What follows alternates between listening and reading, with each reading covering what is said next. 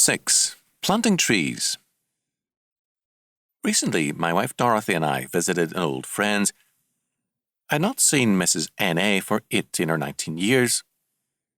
Originally from a Fresno County farm, she now lives in a coastal area where she and her husband retired some years back when her husband became ill.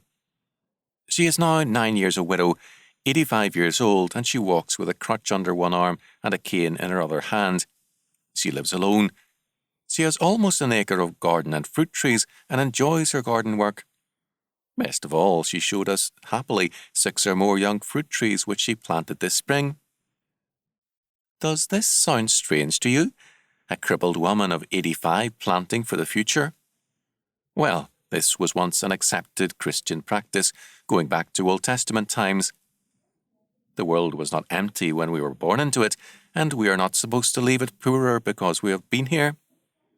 Deuteronomy 20:19 and 20 forbids the destruction of fruit trees even for military purposes. Quote, "For the tree of the field is man's life." End quote. Men rightly saw that, negatively, this law of God forbids the wanton destruction of fruit trees, but positively, they saw that the implication is that man should plant and protect the producing trees. Earlier, many Israelites and later Christians planted fruit trees for a future they would not always see.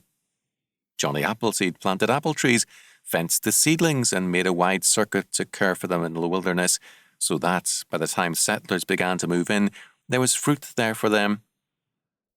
Mrs. N.A. thus belongs to a long and holy tradition.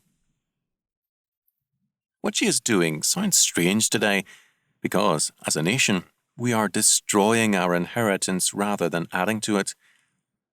We have created a parasitic civil government which penalizes work and thrift and harms foresight. Therefore, we are undergoing judgment